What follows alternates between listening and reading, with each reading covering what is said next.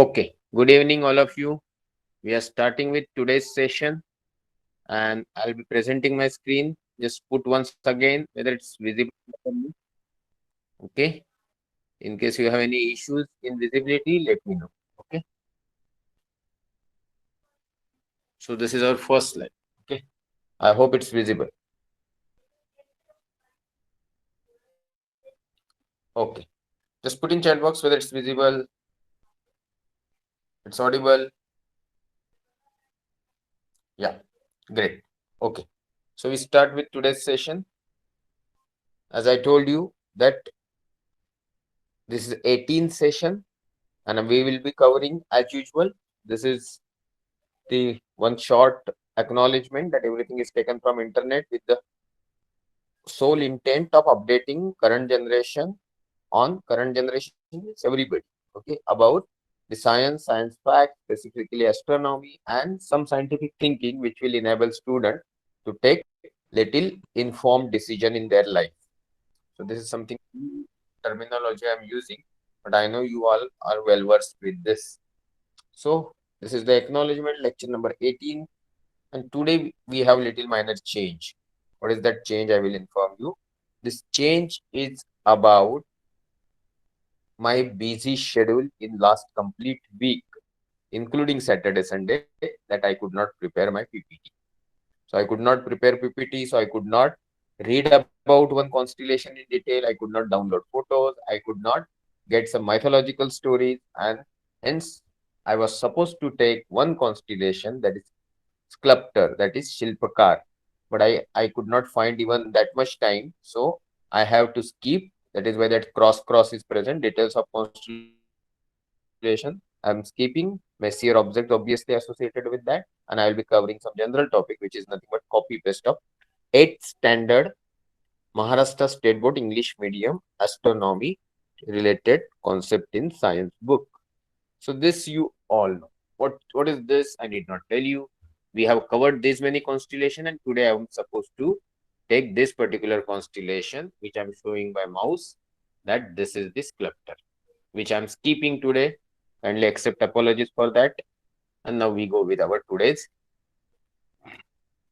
important session, talking about the 19th lesson of Maharashtra State Board 8th standard class. It's really beautiful. It's really interesting. It's really what you can say, good sign that government is taking certain topics in astronomy starting from the 5th standard to 10th standard in such a seriatim. Seriatim means sequence. Okay, in such a sequence that students will be able to understand basic astronomy very well. There is a lot of repetition also, so I will not waste much time. I was actually waiting for the 9:10. That is the scheduled time. So it's 9:10. Now we start with our today's syllabus, and that syllabus is in front of you in terms of slide. So I'll just read it out for you. 19th topic of 8th standard says it's a life cycle of stars. Obviously, we have life cycle. We born as an infant, then we grow up child, then next to the youth, and then probably to the adult, and then we go to the our little mature age, and then old, and then probably what we meet is called end of life, death. Really speaking, stars also got similar life cycle, but stars के life cycle में emotional melodrama होता नहीं है, क्योंकि ये natural चीजें हैं. तो क्या नेचुरल चीजें हैं ये हम अच्छे से पढ़ेंगे. 10 पन्ने हैं, एटलीस्ट 10 स्लाइड है बड़े बड़े, तो उसको कवर अप करने के लिए आपको हर बात पे बारीकी से ध्यान देना पड़ेगा. I'll be covering it fast. I want to finish this today because already हमने 5th to 10th कवर करने में एक 5-7 सेशन लिए, जिसमें जब बड़े बुजुर्ग लोग प्रेजेंट है, जैसे कि आज पिकड़े सर प्रेजेंट है, तो मुझे थोड़ा ऑड लगता है कि I need to cover constellation. Sir के प्रेजेंस के लिए मैं हर लेक्चर में एक कॉन्स्टिलेशन तो कवर करता था, बट जब पिछले 2 सेशंस में कॉन्स्टिलेशन कवर किया तो सर एब्सेंट है, और आज कॉन्स्टिलेशन कवर नहीं कर रहा हूँ तो sir present. Kindly accept apology sir. Will now continue. So we had something to recall. What is galaxy? You all know. It is nothing but multiple systems present in one particular area of universe or space. What are the different constitutions of a solar system? Sun, then we have planets, then natural satellites of planets, then meteors, asteroids. Huh? Then we have, what is that? Then we have probably Oort's cloud, in which we have a lot of comets coming to go around the sun. And there are a lot of things which we can in list out. What are the major differences between the star and planet? We know one has got its own light or energy generation, other is a reflecting the things. One is little bit twinkling like thing because of its variation and fluctuation in energy, और दूसरा जो है reflect करता है. So twinkling factor will not be there if it comes to zenith or atmospheric move layers in between are steady. Lot many other things will be there, but we'll not get into that. What is satellite? Satellite दो तरीके के होते हैं, natural एक artificial. Satellite का काम basically, what is satellite के था उसमें हम इतना ही बोल सकते हैं कि ये बेसिकली उस प्लैनेट के इर्द गिर्द उसके ग्रेविटेशनल इन्फ्लुएंस में घूमने वाली एक नेचुरली रॉकी सॉलिड बॉडी है, और उसको हम नेचुरल सैटेलाइट बोलते हैं. आर्टिफिशियल सैटेलाइट के मामले में इसी चीज को हम मैनमेड बोलेंगे, जो अर्थ के अराउंड या प्लैनेट के अराउंड घूमती है solar system. Which is the star nearest to the us? You all know it is Mitra. That Mitra in English is called what? It is called Centaurus constellation, Proxima Centauri or Centaurus A or Centaurus B. तो ये इसको English में मित्र बोलते हैं, रिगिल Kent बोला जाता है. तो रिगिल Kent is basically alpha of that particular constellation. तो चले आगे, आज पढ़ेंगे. We have learned about the structure of the universe in earlier standard. Our solar system is situated in a galaxy. Galaxy is a collection of billions of stars, their planetary systems, and interstellar clouds which are present in the empty spaces between the stars. बताने की जरूरत नहीं कि ये चीज ही आपके पहले question का पहले क्वेश्चन का जवाब. The universe is made up of innumerable such galaxies. आपको मैं बता दूं कि नॉर्मली मेरे लेक्चर्स में बोलता हूँ 100 बिलियन गैलेक्सी, उससे भी ज्यादा आगे पीछे थोड़ा हो सकता है. Galaxies differ in structure and shape, और इसी बेसिस पे गैलेक्सी को डिवाइड किया गया तीन टाइप्स में: spiral, elliptical, irregular. Our galaxy is a spiral one. नीचे फोटो भी दिखाया है और नाम है Milky Way. In Marathi and Hindi it's called Mandakini दीर्घिका.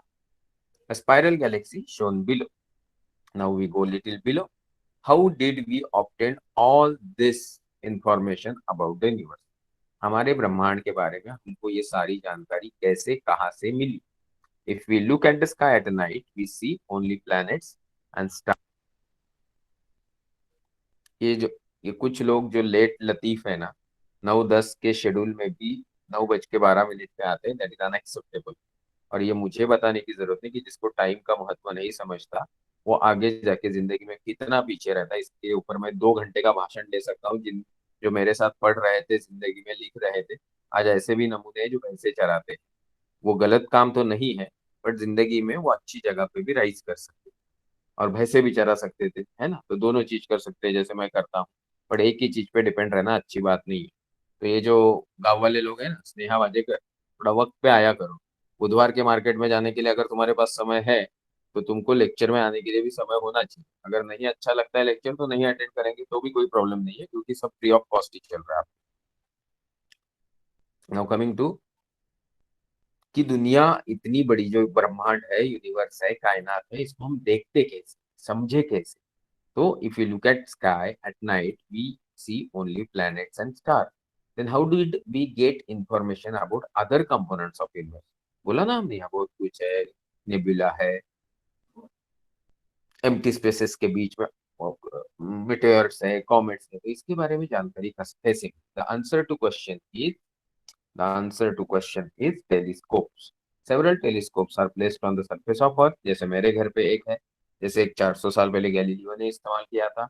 While some other are kept aboard man-made satellites. Hubble space telescope नाम की एक बड़ी चीज है. एक चंद्रा नाम की एक्सरे ऑब्जर्वेटरी है. इंटरनेशनल स्पेस स्टेशन नाम की चीज है. ऐसे कितने तो स्पेस प्रोब है. केपलर स्पेस प्रोब है. अभी भी तो हमने कुछ स्पेस प्रोब लॉन्च करते हैं हम लोग, जिससे हम जानकारी बटोरते ही रहते हैं. यूएई ने अभी एक स्पेस प्रोब लॉन्च किया, उसके बाद चाइना का पहले से ही चल रहा है, वो मई में पहुंचने वाला है. अमेरिका का एक अभी पहुंचा जिसका लैंडर भी ठीक से लैंड हो गया. तो प्रिजर्वेंस, ओके, और उसका यूएई का था होप.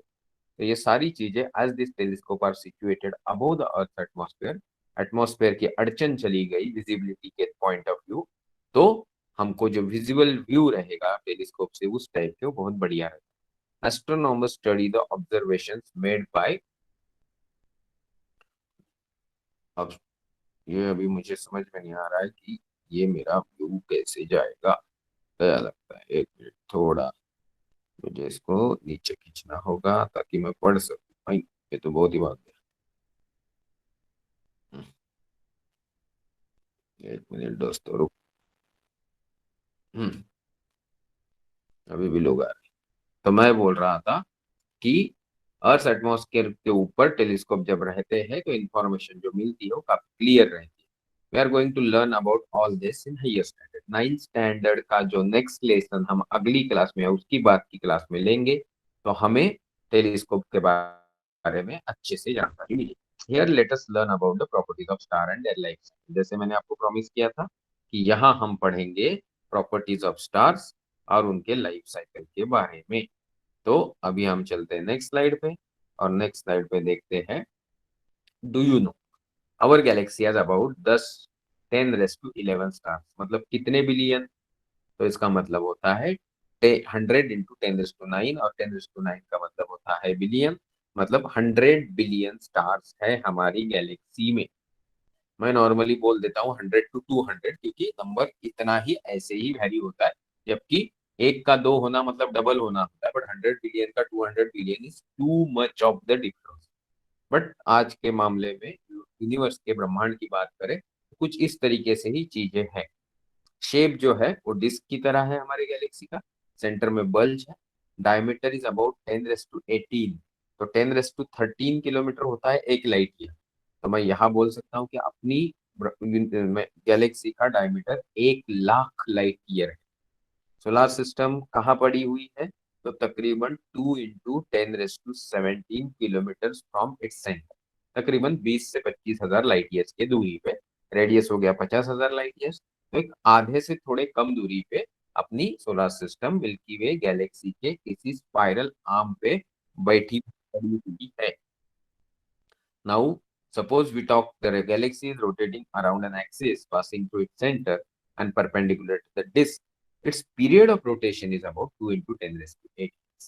मतलब खुद के अराउंड चक्कर लगाने में कोई भी पॉइंट वहां 2 × 10^8 मतलब तकरीबन 20 करोड़ साल लेता है। जबकि हम बात करेंगे सूरज के खुद के अराउंड घूमने की, तो उसको 25 दिन लगता है। अगर हम बात करेंगे पृथ्वी के सूरज की परिक्रमा करने की, तो एक 365 दिन लगता है।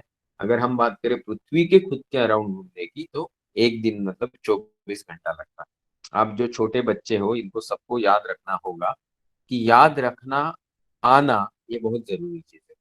मतलब नॉर्मली आप देखोगे बड़े लोग जब भाषण भीषण देते हैं ना, तो वो लोग ये बात करेंगे, आजकल के बच्चे सिर्फ याद करते हैं चीजें, उनको कुछ समझ में नहीं आता, याद करके चीजें कुछ फायदा नहीं होता। मैं थोड़ा इसके खिलाफ हूँ। मेरा ऐसा सोच है, चीजें समझ में तो आनी चाहिए, बट चीजें याद भी रहनी चाहिए। इस तरीके से हमको हमारे दिमाग का, मेमोरी का विकास यानी डेवलपमेंट बचपन से करना चाहिए। चीजें याद रखने आने से चीजें समझने में आसानी आती है, क्योंकि हम रिकलेक्ट अच्छे से कर पाते हैं। आई रियली डोंट नो, आपको ये स्टेटमेंट मेरी अभी नहीं समझ में आएगी, बट कोई बड़े लोग आपके साथ बैठे हैं तो आपको समझ में आएगा कि रियली चीजें याद रखना मतलब, जैसे मैं बचपन से जो पढ़े याद करते आया 31 तक, उसका मुझे आज भी मेरे कैलकुलेशन में बहुत फायदा होता है जब मैं ओरल कैलकुलेशन किसी भी फील्ड में करता हूँ।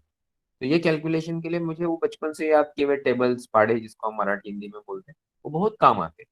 अभी इसकी मेरी याददाश्त मैंने इसके लिए अच्छी बनाई, तो इसका आपको सीधा क्या बोलते हो, 3 इडियट्स वाले चतुर्लिंगम के साथ जोड़ नहीं सकते कि देखो कुछ भी याद करने से आपको कितना प्रॉब्लम हो सकता है। याद करने से, बट ना समझ के लेने से प्रॉब्लम हो सकता है, बट समझने में इंटरेस्ट है और याद भी करने में इंटरेस्ट है, तो दोनों की मिली जुली मदद से आप जिंदगी में बहुत सारी कॉम्प्लिकेटेड डिफिकल्ट चीजें आसानी से सॉल्व कर सकते हैं। Let's not get into that. Let's get into the properties of star. At night, we see approximately 4,000 stars with our naked eyes. मैं नॉर्मली फिगर बताता हूँ 5 साढ़े 5 हजार का, और वो सही भी है। क्योंकि मैग्नीट्यूड कौन से लेवल की आप बात कर रहे हो वो जरूरी है। मैं नॉर्मली बात करता हूँ 5, 5.5, 6 मैग्नीट्यूड का। यहाँ ये लोग बात कर रहे हैं तकरीबन 4 के आसपास का। So in that context they are right. In my reference point of view I am also partially right. Sun is an ordinary star among them.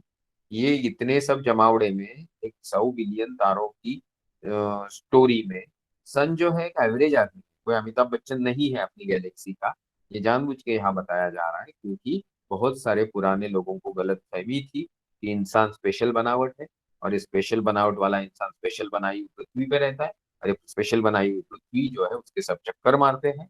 और इसके स्पेशल चक्कर मारने वाले में एक स्पेशल चीज है वो सन है। तो ये सब नमूने including us are the ordinary constituent of our Milky Way galaxy and universe. तो इसमें नहीं जाएंगे। The reason to call Sun an ordinary star is that even it appears to be larger than all other stars in sky because of its being nearest to us. हमसे इतना करीब है कि 15 crore kilometre पे दूरी पे है। और दूसरा वाला जो स्टार है वो 4.25 लाइट ईयर्स की दूरी पे है। मतलब कितना किलोमीटर है निकालोगे तो आपके बुक का एक पन्ने का लाइन भर जाएगा। तो इतने दूरी पे चीज जो है वो छोटी दिखेगी, बाकी सब चीजें तो उससे भी दूर है। इसलिए सूरज को हम एवरेज तारा बोलते हैं। Stars are gigantic sphere of hot gas. गर्म गैस के एक बड़े से स्पेयर मतलब घनगोल है। Some properties of the sun are given in table. Hydrogen का परसेंटेज सूरज में अपने 72% तक है। हेलियम 26% तक है। इसी हाइड्रोजन से वो हेलियम बना है पिछले 4.5 अरब साल से। और रेस्ट 2% जो छूट गए वो बाकी हेवियर एलिमेंट्स है। मतलब सूरज के अंदर बाकी हेवियर एलिमेंट में बहुत सारी चीजें आती है, and that includes other things like उसमें लिथियम मिलेगा, बेरिलियम मिलेगा, बहुत सारी चीजें। तो मास कितना है? 2 के ऊपर 30 जीरो किलोग्राम। रेडियस कितना है? तकरीबन 7 लाख किलोमीटर। डायमीटर कितना है? तकरीबन 13,92,000 किलोमीटर। सरफेस टेम्परेचर कितना है? तकरीबन 5,800 से 6,000 डिग्री केल्विन। सेंटर का टेम्परेचर कितना है? तकरीबन 1.5 करोड़ डिग्री केल्विन। उम्र कितनी है? तकरीबन 450 करोड़ साल।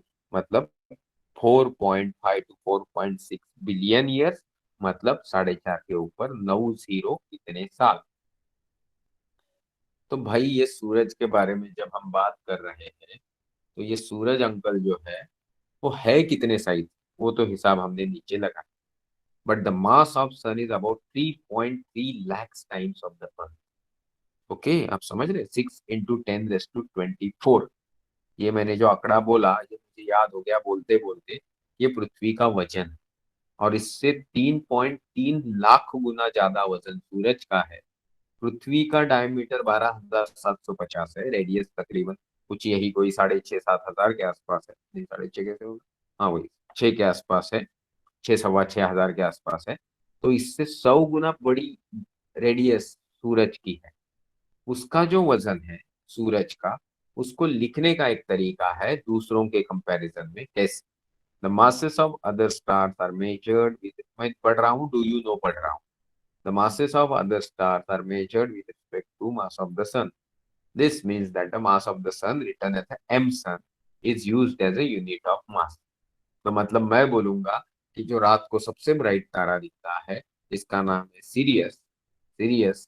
तो ये सीरियस डॉग स्टार जो है इसका वजन सपोज मान लेते हैं टेम्परली सूरज से 10 गुना ज्यादा है। तो मैं लिखूंगा mass of the Sirius is equal to 10 × m sun. अगर कोई स्टार सूरज से 10 गुना छोटा है मतलब क्या है? वजन में 1 दशांश है। 1/10 है उसका मास। तो मैं लिखूंगा, अभी आ जाओ लेफ्ट साइड में। लेफ्ट साइड में आप देखेंगे मैं कहीं माउस घुमा रहा हूँ, देखिए उस एरिया में आपको आना है और पढ़ना है other stars have masses between 1/10, मतलब m sun/10, and that of the sun and 100 times that of the sun. मतलब बताने की कोशिश कर रहे हैं कि जो 100 बिलियन तारों की हम लिस्टिंग कर रहे हैं अपने गैलेक्सी में, उसमें कुछ तारों का वजन सूरज से 100 गुना ज्यादा हो सकता है। तो कुछ तारों का वजन सूरज के वजन से सिर्फ 1 दशांश मतलब 1/10 हो सकता है। एंड उनकी रेडियस भी 1/10 हो सकती है और 1000 गुना भी बड़ी हो सकती है। यही वहां लिखा है। कंपैरिजन कहाँ दिया है? दिया है नीचे की फिगर 19.2 को याद रखेंगे आप लोग, क्योंकि आगे जाके भी हमको फिगर 19.2 की जरूरत पड़ने वाली। तो बताया गया कि एक वो येलो वाला हीरो अगर सूरज है जिसके ऊपर मैंने माउस का कर्सर रखा है, तो व्हाइट डॉर्फ नाम का जो, sir how do we come to know that sun has this much mass, weight et cetera, है ना? अभी ये सारी चीज के लिए अगर सचमुच आपको जेन्युइन डाउट्स आते हैं, तो आपको ये समझ में आना चाहिए, ये सारे चीजों का सवालों का जवाब जो है वो आपके गूगल पे बहुत अच्छे से दिया था। बट वो सवाल का जवाब समझने के लिए एक बैकग्राउंड होना चाहिए कि वहां लिखी हुई टर्मिनोलॉजीज। तो अभी हम टर्मिनोलॉजीज पढ़ रहे हैं, एबीसीडी पढ़ रहे हैं। आप सीधा बोलोगे मुझे इंग्लिश में पीएचडी करना है तो थोड़ा कॉम्प्लिकेटेड हो जाए। तो किसने पूछा? ये ईश्वर मंदिर। आपको थोड़ा रुकना पड़ेगा कि तारों का वजन, तारों का डिस्टेंस, तारों का ब्राइटनेस जिसको ल्यूमिनेसिटी बोलते हैं, तारों का कलर, तारों का टेम्परेचर, ये सारी चीजें गिनने के पीछे इंसानी सभ्यता की पिछले लाखों साल से लेके, स्पेशली पिछले सैकड़ों साल से लेके पिछले कुछ दशकों का कंट्रीब्यूशन है, स्पेशली लास्ट सेंचुरी। तो ये समझने के लिए आपको धीरे धीरे चलना पड़ेगा। Okay, so you have to wait here. तो हम यहाँ बात कर रहे थे कि ये सूरज जो दिखाया वो मर जाएगा तो बाजू वाला व्हाइट ड्वार्फ बन जाएगा। सूरज बहुत बड़ा होता था, मतलब अभी जो सूरज है उससे 25 गुना से ज्यादा बड़ा होता, तो शायद वो सफेद जो बाजू में सुपर जायंट स्टार दिखाया उसकी तरह होता, या मरने की कतार पे होने के टाइम पे वो अगर 8 से 25 सूरज के डायमीटर का होता, तो वजन का होता, तो रेड जायंट बन जाता। ये सारे उदाहरण अपने आसमान में है। इसके लिए आसमान को समझ के देखने की जरूरत है। इसके लिए यहाँ के स्पेसिफिक लोग हैं, जैसे कि सर है, पिकड़े सर, अविरत है, इन लोगों ने पैसे भर के क्लास लगाए। बड़े हैं, कुछ छोटे भी हैं, जैसे मेरे ख्याल से इसमें there are some people like Sankalp is there and Pradyumna is there, they are taking quite interest. तो आपका ये नॉलेज बढ़ता ही रहेगा। Let's go to the now second part, the masses हो गया। The age of the sun and other stars which is the, मैं second paragraph पे आ गया, मैं जहां कर्सर घुमा रहा हूँ वहां पे आ गया। Okay, the age of the sun and other stars which is the time elapsed after their formation. मतलब किसी चीज का उम्र क्या होता है? किसी चीज का उम्र होता है उसके पैदा होने से उसके जिंदा है तब तक का समय। तो भाई ये जो तारा बना तब से लेके अब तक कितना पीरियड इलेप्स हो गया, पास हो गया? It can be between few million, मतलब कुछ लाख से फ्यू बिलियन, कुछ अरब साल तक हो सकता है। If the properties of sun has not change in its time, it would have caused changes in the properties of the earth. Sorry, मैं गलत पढ़ा कुछ। मतलब ये है कि अगर इस पीरियड के दरमियान सूरज की प्रॉपर्टी चेंज हो जाती, तो अर्थात इफेक्टिवली पृथ्वी की प्रॉपर्टीज और पृथ्वी के ऊपर जीवों की वो प्रॉपर्टीज या उनका इफेक्ट बदल जाता। Detail studies of the properties of earth have led, क्या कि पृथ्वी के ऊपर का जो उसका इंट्रिंसिक प्रॉपर्टी है उनके पढ़ाई से पता चल रहा है कि भाई ना तो पृथ्वी की प्रॉपर्टीज पिछले कितने सालों में, 4.5 अरब सालों में बदली, तो कंक्लूजन यही है कि सूरज की भी प्रॉपर्टीज पिछले 4.5 अरब साल में बदली नहीं है। So according to the studies made by astronomers, these properties will slowly change in further after 4.5 billion। तो 4.5 4.5 कितना होता है? 9 होता है। सूरज की फाइनल आयु कितनी है? तकरीबन 9 से 10। तो आधी लाइफ गुजर गई। अभी हम पैदा हुए हैं पिछले कुछ लाख साल से, हम डेवलपमेंट की भी ऐसे चरम पे पहुंच गए कि हमको समझ में आता है सब कुछ। तो उस पढ़ाई लिखाई से लोगों को ये पता चला, साइंटिफिक एविडेंसेस के, अगले 4.5 अरब सालों में सूरज की प्रॉपर्टी चेंज होंगी और उसका पृथ्वी के ऊपर भारी मात्रा में इफेक्ट होगा। टेंशन लेने की जरूरत नहीं और उसके लिए मंदिर मस्जिद जाने की जरूरत नहीं है। पढ़ के अच्छे से साइंस की लेबोरेटरीज में जाओगे तो भविष्य में हम इंसानी सभ्यता को जरूर बचा पाएंगे। बट उसके लिए सोच जो है वो अच्छी होनी चाहिए। तो हमने पिछले स्लाइड में कुछ छोड़ा तो नहीं? नहीं छोड़ा। तो हम चलते हैं अभी बर्थ ऑफ स्टार्स की तरफ। ह्यूज क्लाउड, मैं पूछना चाह रहा हूँ, everything is going well, put in chat box. कोई बताएगा मुझे कुछ गलत तो नहीं हो रहा है? एवरीथिंग इज ओके, समझ में आ रहा है? तो birth of star, huge cloud of gas and dust are present in the empty spaces between stars in the galaxy. आपको ये गैलेक्सी प्रकरण जो है वो समझना थोड़ा मुश्किल लगेगा, छोटों बच्चों को, बड़ों को भी जिन्होंने ज्यादा पढ़ा नहीं है यूनिवर्स के बारे में। आप ये सोच के चलिए कि पृथ्वी के ऊपर जो डस्ट और गैस और बादल वाला माहौल है, इसका कोई कंपैरिजन नहीं है यूनिवर्स में। जब हम डस्ट की बात करते, क्लाउड की बात करते, एम्प्टी स्पेस की बात करते, ये बहुत अलग तरीके का होता है। शब्द वैसे ही इस्तेमाल किए जाते हैं because it is similar type. अभी संतोष टकले similar type of human beings like any other human being. But अगर आप बारीकी में देखेंगे तो जमीन आसमान का फर्क मेरे से किसी अलग आदमी में दिखेगा। यहाँ मैं यही आपको बताने की कोशिश कर रहा हूँ। तो क्या बता रहे हैं हम लोग? These are called interstellar clouds. तारों, स्पेसेस जो बहुत सारे एम्प्टी है तारों के बीच में, गैलेक्सी के अंदर, उसमें भारी मात्रा में इंटरस्टेलर मतलब तारों को पैदा करने वाले मेघ यानी बादल है, जो बने हुए हैं गैस से, डस्ट से। 13.3 में 19.3 में आपको एक चित्र दिखाया गया। क्या आप लोग देख रहे हैं उस चित्र को? उस चित्र को कभी ईगल नेब्यूला बोला जाएगा, कभी रिंग नेब्यूला, कभी कुछ और। तो ये nebulas are nothing but gas clouds. और यहाँ जो आपको हबल स्पेस टेलीस्कोप से एक बढ़िया सा फोटो दिखाया गया है पिलर की तरह, ये नेब्यूलाज है। तो क्या बता रहे हैं यहाँ पे?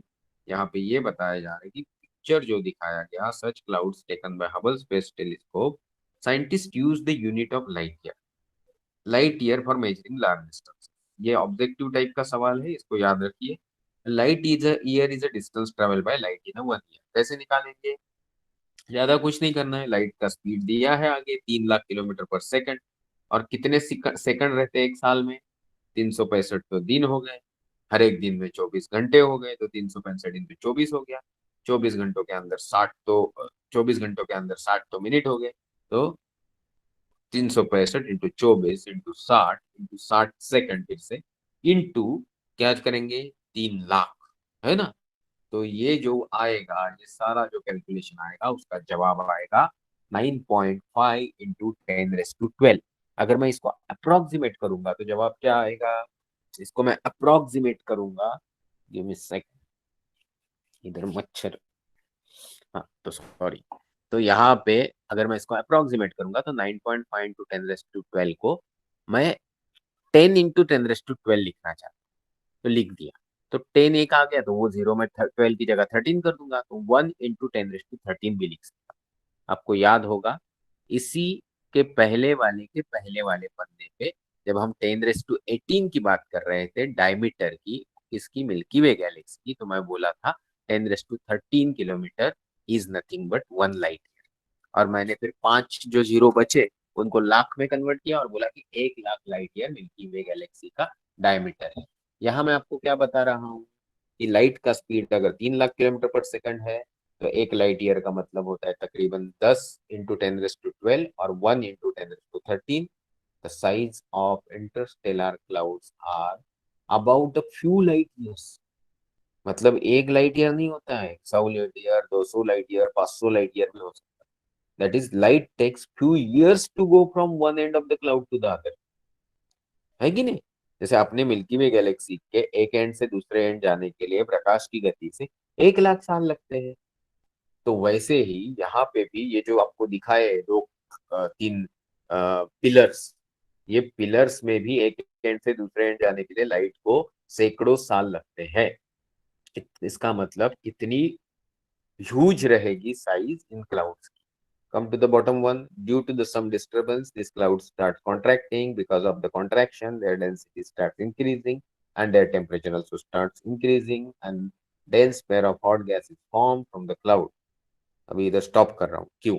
ये समझने की कोशिश करिए।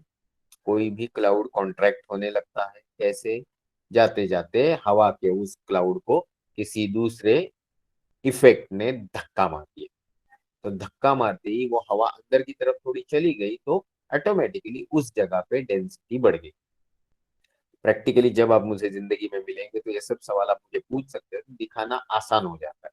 मैं सामने खड़ा हूं तो मैं आपको दिखाऊंगा कि कम डेंसिटी क्या होती है, ज्यादा डेंसिटी क्या होती है, कैसे किसी पुश से किसी स्पॉन्ज में एक डेंसिटी ज्यादा वाला पैटर्न बनता है। तो हमको मैं दिखाऊंगा, आपको वो सब सवाल मेरे लिए, मेरे मिलने के लिए रेडी रखना। तो their density start increasing. Of course कोई जगह पे डेंसिटी बढ़ गई, फ्रिक्शन बढ़ गया, किसका, मॉलिक्यूल्स का, एटम्स का, तो टेम्परेचर बढ़ेगा। और स्टार्ट टेम्परेचर बढ़ने की वजह से वहां dense pair of hot gases form from the club. तो गर्मी बढ़ गई, तो गैस जो ठंडा या ओके टाइप का था वो गर्म गैस हो गया। Once the temperature and density at the centre of sphere increase sufficiently. क्यों हो रहा है ये? क्योंकि हर चीज के सेंटर की तरफ ग्रेविटी नाम की चीज का खिंचाव ज्यादा होने के कारण डेंसिटी ज्यादा रहती है और इन टर्न वहां टेम्परेचर ज्यादा रहता है। और इसी के चलते ये सेंटेंस लिखा गया, once the temperature and density at the centre of sphere increases. Density के कारण टेम्परेचर बढ़ा, टेम्परेचर के कारण डेंसिटी नहीं बढ़ी है। increases sufficiently, nuclear energy generated by fusion of atomic nuclei start। अभी आप जानते होंगे कि मैं एक न्यूक्लियर इंस्टीट्यूशन में काम करने वाला इंजीनियर हूँ, जिसको न्यूक्लियर साइंटिस्ट करके डेसिग्नेट किया जाता है। तो ये बहुत ही इंपॉर्टेंट रिसर्च एंड टेक्नोलॉजी है किसी भी देश के तरक्की के लिए, जो हमारे देश ने तकरीबन 1945 से ही शुरू किया। और पूरा क्रेडिट जाता है होमी जहांगीर भाभा को। उन्होंने उस दौर में कुछ सोचा, बाद के पॉलिटिकल लीडरशिप ने उनको सपोर्ट किया, और देश ने फिर मुड़ के पीछे नहीं देखा। तब से अब तक हम सिर्फ तरक्की के राह पे चल रहे, कुछ गधे लोग इसको खराब करने की कोशिश करते स्वार्थ प्रेरित भावना से। उनसे हमें दूर रहना है, तो जितना हो सके उतना सेल्फलेस रहे। बट ये हो गई man made nuclear power plants और न्यूक्लियर प्रोजेक्ट्स की। यहाँ हम बोल रहे हैं नेचुरल चीज। तो भाई नेचुरली न्यूक्लियर बॉम्ब, वो भी हाइड्रोजन बॉम्ब टाइप का, जिसको फ्यूजन बोलते हैं, कि फिशन नहीं या कुछ स्प्लिट नहीं हो रहा है, यहाँ पे कुछ जोड़ा जा रहा है, उस टाइप का प्रोजेक्ट फ्रांस में आइटर नाम की जगह पे बन रहा है। इंटरनेशनल थर्मो न्यूक्लियर रिएक्टर आइटर, है ना। तो ये फ्रांस में जो बनाने की कोशिश पिछले 10-20 साल से चल रही, अगले शायद एक 5-7 साल चलेगी कमीशन होने तक। ये सारी चीजें नेचुरली तारों के सेंटर में होती है, और उसके लिए लगता है हाई टेम्परेचर प्रेशर। वहां बनाने का वो टेम्परेचर प्रेशर काम करता है ग्रेविटी। इसलिए आपको दुनिया में विश्वास हो न हो, ग्रेविटी पे विश्वास रहना चाहिए, because this force is called long range big force. ये सब छोटे बच्चों के लिए नहीं है, सुन के याद रखना। और जो मिडल एज है उनको ये टर्मिनोलॉजी जिंदगी भर भूलनी नहीं। Gravity is a long range big force and that can make miracles. मैं मिरेकल्स में विश्वास नहीं करता, बट यहाँ ये वर्ड सही होगा। So, because of this energy generation, the gas pair becomes self-luminous। खुद से तारा लुमिनियस मतलब इग्नाइट जैसा या ब्राइट जैसा या इल्यूमिनेट करने लगता। एंड स्टार फॉर्म, और we can say that star is born. इस तरीके से तारा पैदा हुआ। वहां कोई भगवान जी या कोई सुपर नेचुरल पावर वहां बटन दबाने नहीं गई, ये नेचुरल प्रक्रिया से बना। ये मानवीय सभ्यता को इस सदी में पता चला, और यही 20-21वीं सदी की देन है मानवता के लिए, कि हमें सुपर नेचुरल चीजों पे विश्वास रखना बंद कर देना चाहिए। तो anyway, energy is generated by fusion of the hydrogen nuclei to form the helium nuclei। This means that hydrogen at the center of the star acts as a fuel। घर पे जब हमारे खाना बनता है तो एलपीजी गैस फ्यूल बनता है। जब हम न्यूक्लियर पावर प्लांट में स्टीम बना के उससे जनरेटर घुमा, सॉरी, टरबाइन घुमाते हैं और इलेक्ट्रिसिटी तैयार करते हैं, तो फ्यूल रहता है न्यूक्लियर फ्यूल। जब भी हम लोग अपनी मोटरसाइकिल चलाते हैं तो फ्यूल रहता है पेट्रोल। यहाँ फ्यूल है हाइड्रोजन, जो हेलियम बना रहा है। आगे जाके हेलियम भी क्या बनाएगा, आगे जाके हेलियम भी बनाएगा आपके लिए कुछ आगे का सिस्टम, जिससे आपको दिखेगा। सॉरी, मैं प्रेजेंटेशन मोड में हूँ, बट मैं इसको जानबूझ के छोटा किया ताकि मैं नीचे का पढ़ सकूं। Do you know light takes about 1 second to reach us from the moon. हमने क्या स्पीड बोला लाइट का, 3 लाख किलोमीटर पर सेकेंड। चंद्रमा हमसे कितना दूरी पे है, 3,84,000, 3,84,000. So it takes approximately 1.125 seconds. तो वही लिखा हुआ, while it takes 8 minutes to reach us from the sun. सूरज से हमारे पास पहुंचने में लाइट कितना टाइम लगता है?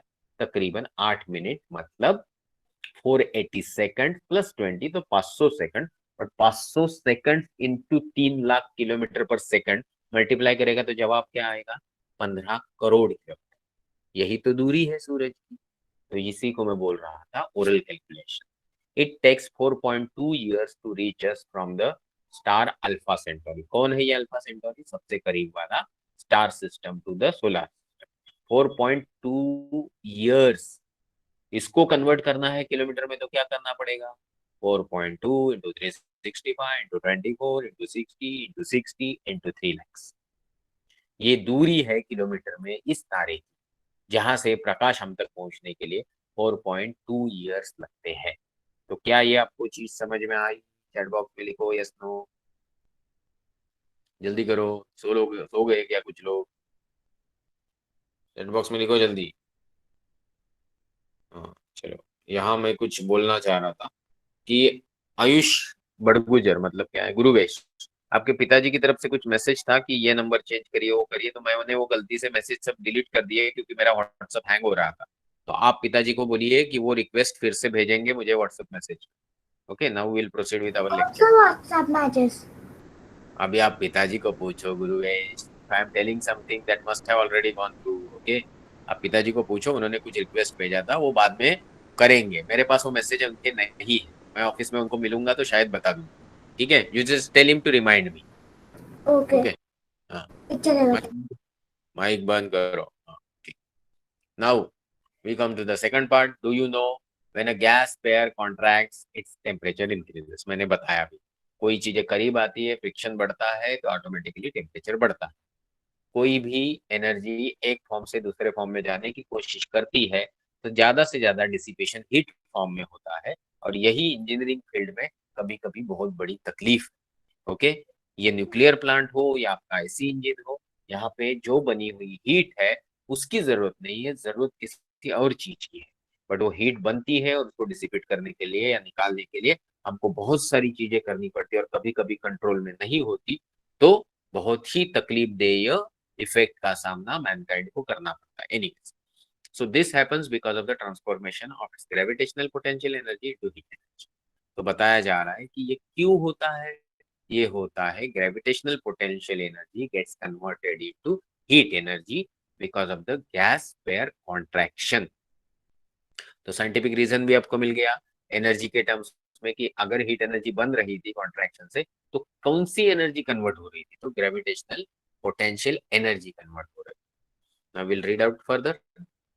More than one star can be produced by the contraction of huge interstellar cloud. Figure 19.4 देखिए, एक इधर बड़ा सा चित्र दिखाया है, थोड़ा खराब सा है बट आप चिंता मत करिए। इंटरनेट पे ग्लोबुलर क्लस्टर नाम की वर्ड का आप इस्तेमाल करोगे, search for a globular cluster, तो आपको ये चित्र बड़े अच्छे से मिलेंगे देखने के लिए, जहां हजारों लाखों तारे एक साथ ग्रेविटेशनल इन्फ्लुएंस से बंधे होते हैं। यही यहाँ बताने की कोशिश हो रही है। More than one star can be produced by the contraction of huge interstellar cloud. Figure shows cluster of thousands of stars. Most of the stars have form from the single gigantic interstellar cloud. ये चीज समझ में आई? ऐसे मैं पकड़ता हूँ और आगे की तरफ प्रोसीड करता हूँ।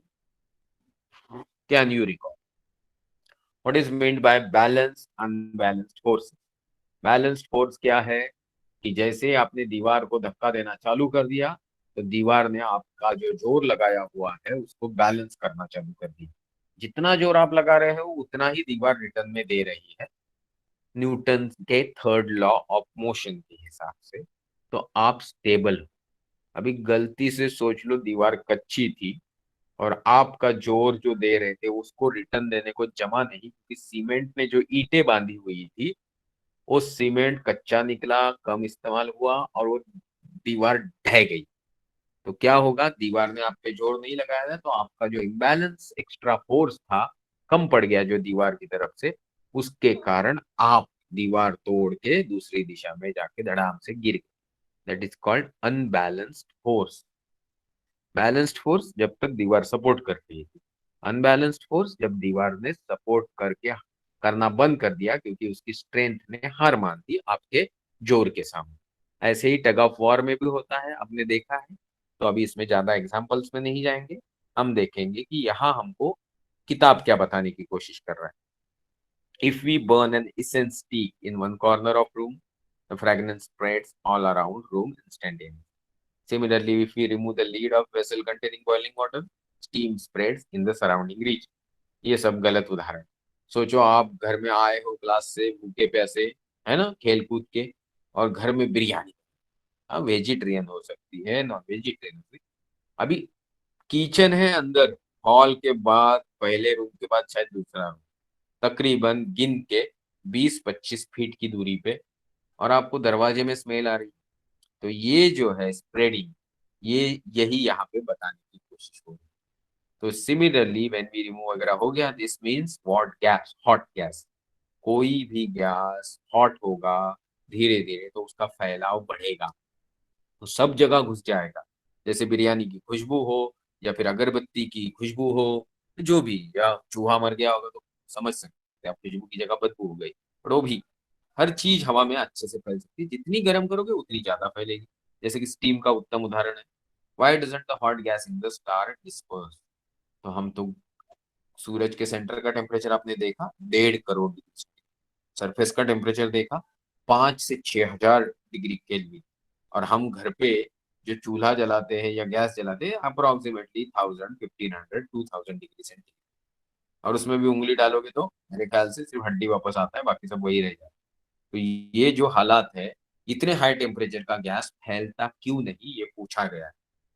And why the properties of sun, इतना साल से, 4.5 अरब साल से अगर सूरज इस तरीके से भारी टेम्परेचर पे गैस गर्म कर रहा है, तो भाई उसकी प्रॉपर्टीज अनचेंज क्यों है?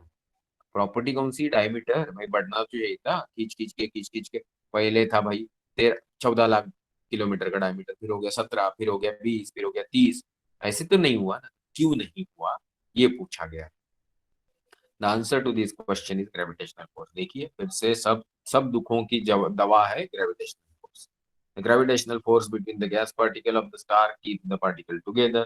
If the gravitational force which is constantly trying to bring the gas particle close together and the pressure of the hot gas which is constantly trying to, ये थोड़ा छोटा करना पड़ेगा, वो बीच में कुछ आ गया है, हाइड कर, ये हाइड भी है क्या?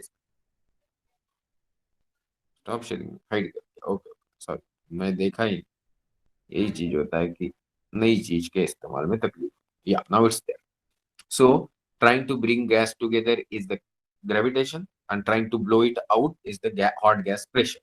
Trying to disperse the gas are balance, ये दोनों एक दूसरे को बैलेंस करते हैं। जब ये बैलेंस बिगड़ेगा तो कुछ आगे होगा। जब तक बैलेंस चल रहा है तब तक तारा स्टेबल रहता है। सूरज के मामले में ये 4.5 अरब से हो रहा है, किसी ऊपर वाले की कृपा नहीं है, नेचुरल प्रक्रिया है। The gravitational force is acting inwards, gravitational force अंदर की तरफ खींच रहा है the centre of star, while the gas pressure is acting outwards, that is away from the center of star. Figure 19.5 देखेंगे हम लोग इसके लिए। यहाँ एक चित्र दिखाया गया, थोड़ा गलत। क्यों ऐसे, मैं डायरेक्टली गलत है ऐसे बोलता हूँ, आपको चित्र देख के लगेगा कि सरफेस की तरफ से सेंटर की तरफ ग्रेविटेशनल इन्फ्लुएंस आ रहा है, absolutely right, okay. But centre, surface की तरफ से एक्चुअल ग्रेविटेशन है, बट वो खींच रहा है चीजें जो उससे 100 किलोमीटर, 500, 1000, शायद लाखों किलोमीटर दूर की भी चीजें खींच रहा है। बट इसका खुद का ग्रेविटेशनल इन्फ्लुएंस तैयार हो रहा है इसके स्पेरिकल शेप से, सरफेस से सेंटर की तरफ। तो ये पार्शियली सही दिखाया। Pressure of the hot gas जो दिखाया, जो सरफेस की तरफ से बाहर दिखाया है, ये गलत। वो सेंटर की तरफ से बाहर दिखाया। क्यों? क्योंकि सही ऊर्जा तो सेंटर में ही तो बन रही है। हाइड्रोजन बॉम्ब जो फूट रहे हैं वो सेंटर कोर में फूट रहे हैं, बाहर की तरफ कुछ नहीं फूट रहा है।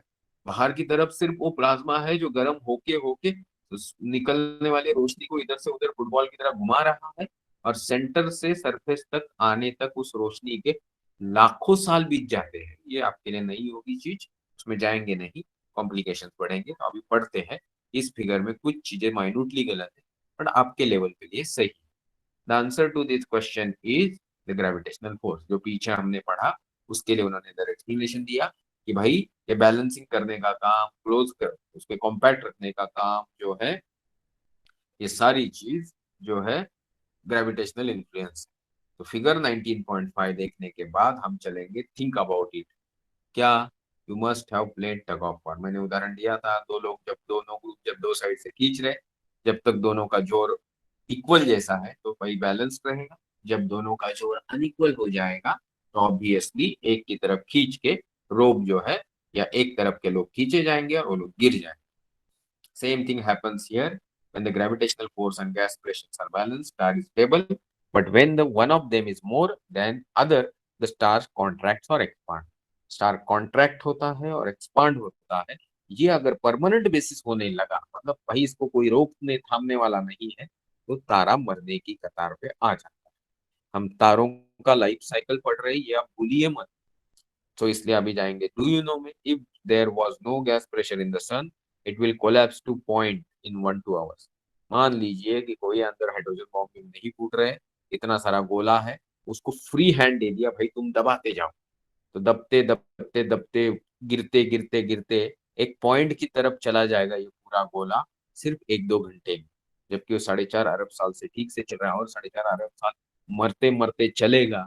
तो मतलब इसका कारण है गैस, जो न्यूक्लियर फर्नेस की बदौलत एक्सपांड हो रहा है। Gas pressure depends on density and temperature of the gas.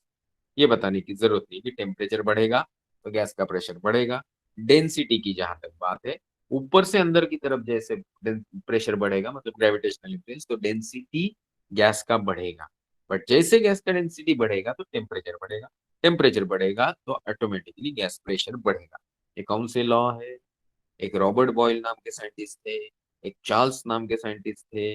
तो उनके नियम हमको 5वीं 6वीं 6ठी क्लास में पढ़ाए गए, मुझे अभी भी याद है। एक डायरेक्टली प्रोपोर्शनल वाला है, एक इनवर्सली प्रोपोर्शनल वाला है, तो ये आपको 8वीं में याद होनी चाहिए। Higher the temperature and density, higher the pressure. अभी हम इसको आगे चलते हैं क्योंकि आपको समझ में दिस पर्टिकुलर पिक्चर और page of your book of the 8th standard is at most important. इसके आगे वाले जो पार्ट है, मतलब एक पिछला 2, 3, 4, 5 और फिर तो एक्सरसाइज, ये 5 पन्ने अगर हम इस बार भी नहीं कवर पाए तो अगली बार करेंगे, क्योंकि ये बहुत इंपॉर्टेंट है। पूरी दुनिया में बहुत कम लोग पढ़े लिखे होते हैं, और जिनको तारे कैसे पैदा होते हैं और कैसे मरते हैं ये समझ में आया, ऐसे तो ½ % लोग भी दुनिया में नहीं।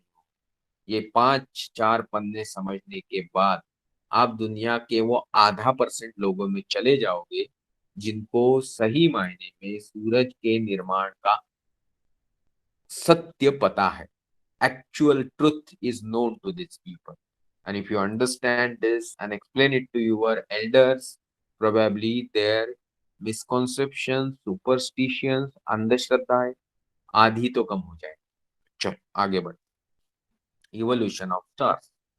Evolution of star means change in its properties with time resulting in its passing through different stages. Evolution का सही मायने में हिंदी मराठी मतलब होता है उत्क्रांति।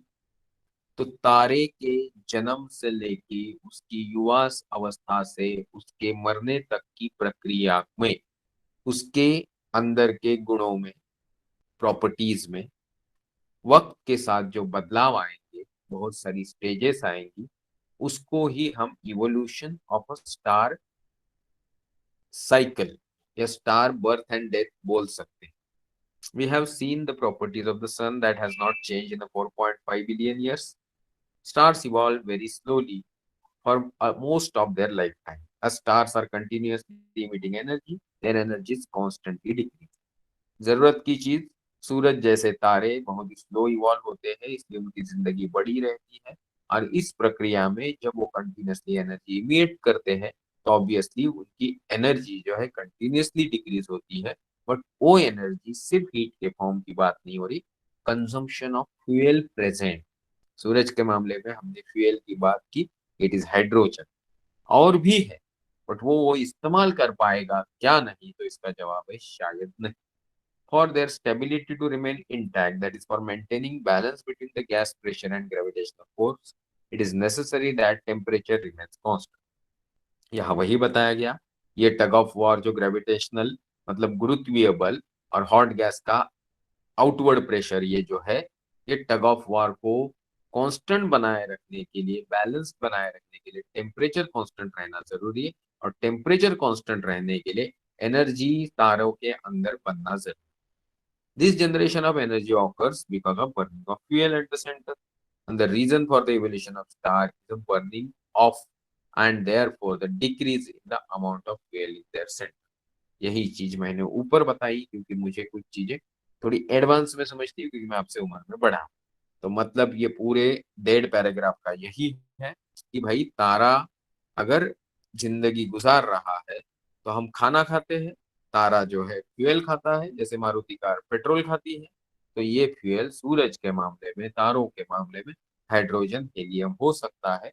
हमारा जो है वो कार आईसी इंजन पे चलता है, और सूरज जो है न्यूक्लियर फ्यूजन फर्नेस पे चलता है। Due to decrease in temperature the gas pressure decreases and the balance between pressure and gravitational force cannot be maintained.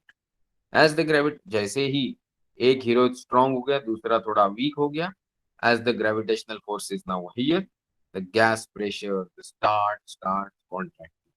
the अंदर दबाने वाली चीज स्ट्रांग है, बाहर फेंकने वाली चीज थोड़ी वीक है, तो रीजन यही होगा कि तारा सिकुड़ने लगेगा, कॉन्ट्रैक्ट होने लगेगा, दुबला होने लगेगा, छोटा होने लगेगा। This causes another fuel to start burning. हो सकता है कि इस प्रक्रिया में टेम्परेचर फिर से इस कदार पे आके खड़ा हो जाए, बढ़ जाए, कि दूसरा फ्यूल जलना चालू कर दे। जलना शब्द का इस्तेमाल कर रहा हूँ, बट यहाँ जलना मतलब होता है एटॉमिकली फ्यूज होके फ्यूजन रिएक्शन चालू करना। When hydrogen at the center is finished, helium starts undergoing fusion and energy generation starts again. How many fuels will be used depend on the mass of the star. इसको दिमाग में पक्का fit कर लो, ये आपके objective के सवालों का एक इम्पोर्टेंट सेंटेंस है। मेरे ख्याल से हम 10 बजने के करीब है। इवोल्यूशन ऑफ द स्टार्स का ये पैराग्राफ खत्म करके एंड स्टेजेस ऑफ स्टार्स पे हम रुक जाएंगे। Higher the mass of the star, higher is the number of fuels used. During this, lot of changes occur in the star. As the number of process occur inside star, it sometimes contracts and expands at other times, and the star goes through different stages. When all possible fuels are exhausted, the energy generation finally stops and the temperature of the star starts decreasing. The balance between gravitational force and the gas pressure cannot be maintained. Let us now see how the evolution of star ends and what the end stages of stars are. क्या बताने की कोशिश की कि जितना तारा बड़ा होगा उतना ही उसका फ्यूल कंजम्पशन फास्ट होगा। धीरे धीरे एक टाइम आएगा कि वो कितने भी फ्यूल यूज कर ले सब खत्म हो जाएंगे। जैसे हम पेट्रोल डीजल को फूकते हैं कि नहीं, बेवजह हम लोग क्या करते हैं, फटाके फोड़ते हैं, बेवजह घर में दिया जलाते रहते हैं, बेवजह ट्यूबलाइट चालू रखते हैं, बेवजह पानी का नल चालू रखते हैं। तो अपना जो जीवन है उसके लिए जो बहुत सारे खाना पीना वाले फ्यूल है, अच्छा फ्रेश एयर भी एक फ्यूल है, इसको तो हम एग्जॉस्ट कर ही रहे। ऊपर से जो फोसिल फ्यूल है जिनसे हमारी गाड़ियां चलती है, प्रैक्टिकली एनर्जी रिसीव करते हैं, उसको भी हम वेस्ट करते हैं। हमारे गांव में तो ऐसे नमूने हैं कि खाने पीने के वांदे हैं, और बच्चा रोने लगे तो उसको पूरा गांव भर का चक्कर अपनी रिक्शा में या मोटरसाइकिल में या कार में लगवा। वो कौन से राजा भोज की औलाद है वो उनको पता, but they are wasting very important energy source intended for every human going to be existed on earth। पर पता नहीं दुनिया में सबसे कम चीजें जो प्रॉब्लमेटिक सॉरी सबसे कम जो चीज लोगों के पास पाई जाती है वो अक्लमंदी, सयाना होना। और ये सयाना होने के लिए पढ़ना पड़ता है, इसलिए तो बोलते हैं ना, वात्साल कर वात्साल, पढ़ेगा तभी तो बढ़ेगा इंडिया। तो लोग पढ़ते हैं ऐसी चीजें जिनकी जिंदगी में कोई जरूरत नहीं। मैं किस तरफ इशारा कर रहा हूँ आपको अच्छे से मालूम है, हम उसमें अभी जाएंगे नहीं। When all possible fuels are exhausted, energy generation रुक गया। अंदर से बाहर धक्का मारने वाली एनर्जी, फ्यूजन रिएक्शन के फॉर्म वाली, टेम्परेचर बढ़ाने वाली रुक गई। तो बाहर से अंदर खींचने वाली को तो जोर चढ़ जाएगा। तो ये होते होते होते होते जो बैलेंस मेंटेन था वो खत्म हो गया। वैसे ही बैलेंस खत्म हो गया, मतलब तारों का मेन लाइफ खत्म हो गया। लाइफ खत्म होने के बाद जिसकी शुरुआत होती है उसको बोलते हैं मृत्यु, death, end of life cycle. तो अगली बार हम देखेंगे एंड ऑफ लाइफ साइकिल और end stages of the star.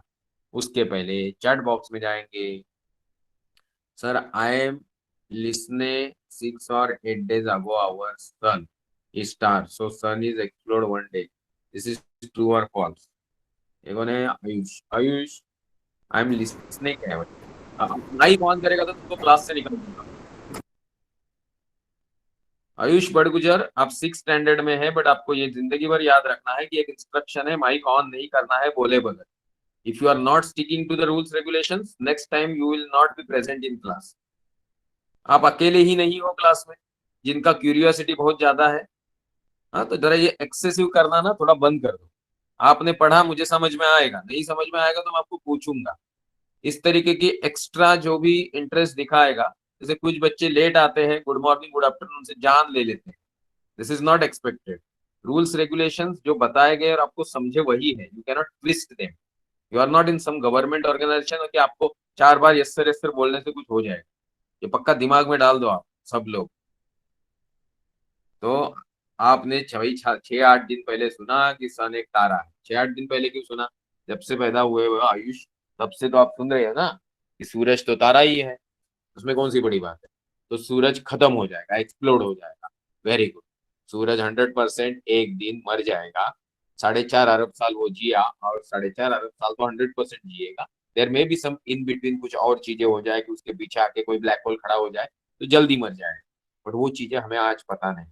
Practically जिस तरीके से हम देख रहे हैं उस हिसाब से 4.5 अरब साल बाद 100% ये जो सूरज है वो अपनी डेथ को मिलेगा और उससे बनेगा व्हाइट ड्वार्फ। एक्सप्लोजन एक्सप्लोजन हम बोल रहे हैं, वो एक्सप्लोजन नहीं होगा, वो उसका जो न्यूक्लियर फर्नेस ठंडा हो जाएगा। वो क्या है वो पिताजी को पूछ लो, वो तुमको अच्छे से बताएंगे। तो न्यूक्लियर फर्नेस जैसे ठंडा हो जाएगा, उसका गैस एनवलप जो है फैलने लगेगा। वो आएगा, पहले मरकरी को खा जाएगा, फिर वीनस को खाएगा, फिर पृथ्वी के पास तक आ जाएगा।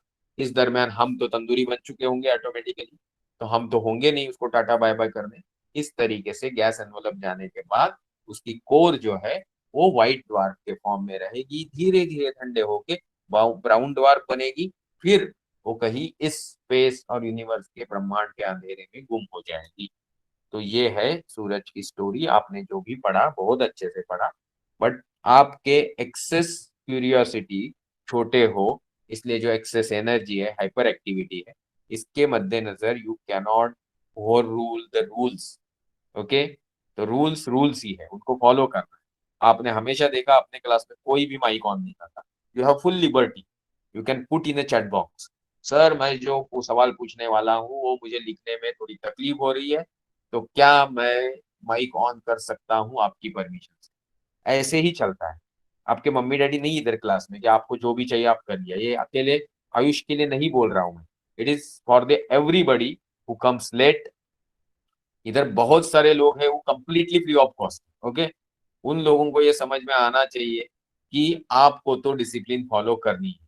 कुछ लोग इसमें लिटरली आदर्श है, जैसे अवनीश का presence is very good, time पे आता है, ही कीप्स लिसनिंग, नॉर्मली कुछ रिएक्शन है तो वो चैट बॉक्स में देता है। ऐसे और भी बड़े लोग हैं जो वक्त पे आते हैं, जैसे डॉक्टर पिकड़े प्रोफेशनल है, 55 के आसपास की उम्र है, अभी कितने व्यस्त रहेंगे अपने काम में, आज पैंडेमिक में कितने डॉक्टरों की जरूरत है, बट फिर भी लेक्चर में रहते तो टाइम पे रहते, टाइम पे जाते हैं, रिस्पॉन्स इन चैट बॉक्स में। आप थोड़ा नॉर्मल हो जाओ ना। बाकी लोग नॉर्मल नहीं है, उनको मुझे थोड़ा गुस्सा आता है इसलिए मैं डांट देता हूँ। आपको बुरा लगने की जरूरत नहीं है, और लगेगा तो कुछ ज्यादा फर्क नहीं पड़ता है क्योंकि मैं ऐसे ही हूँ। तो 21 स्टूडेंट आज थे, उसमें से एक तो मैं था, तो 20 लोग प्रेजेंट थे। जबकि एक 3-4 पेड स्टूडेंट है, और हमने 120 लोगों के लिए ये फ्री करके रखा है लेक्चर, तकरीबन 100 लोगों के लिए, तो भी 20 लोग हैं। तो मतलब आप समझ सकते हो कि lack of interest is the major problem. Topic बहुत अच्छे से चल रहा है, ऐसा फीडबैक मुझे जो अच्छे अटेंड करने वाले लोग हैं उन्होंने बताया है। So I feel that you are enjoying this. हम ये बीच में स्टेट गवर्नमेंट का कोर्स इसलिए कवर कर रहे हैं क्योंकि मुझे मजा आ रहा है कि कितने अच्छे से स्टेट गवर्नमेंट ने कुछ टॉपिक को टच किया। If you are uncomfortable please let me know. आज जिनको भी थोड़ी डांट पड़ी, मेरा कोई पर्सनल आपको तकलीफ देने का उद्देश्य नहीं था, बट ज्ञान के साथ अगर आप डिसिप्लिन सीख जाए तो आपको जिंदगी में इसका बहुत बड़ा फायदा होगा। Okay, so we stop here, we will start next time with the end stages of stars, that is the 8th standard syllabus, and if possible next time we'll cover one constellation called Sculptor. I hope everything is going well. Thank you very much for your kind patience and attention. And Pikle sir, I hope it is going well. You can respond to me in chat box.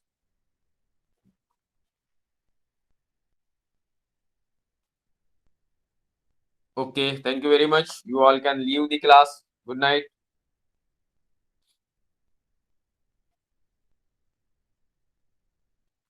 Ayush, sorry की कोई जरूरत नहीं है। You तो आपने कुछ किया, मैंने पूछा, मैंने बताया, आप सुन लिए, आप समझ गए, दैट इज वेरी गुड। तो सब हो गया, सब फिटम फुश क्या बोलते हैं बाय वो सब हो गया। सर। देखो बाय वाले चालू हो गए। हाँ, bye bye bye.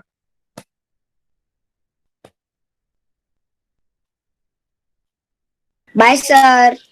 Bye bye. चलो जल्दी जल्दी क्लास छोड़ो, मुझे भी सोना है, सुबह ऑफिस जाना है। चलो चलो चलो जल्दी।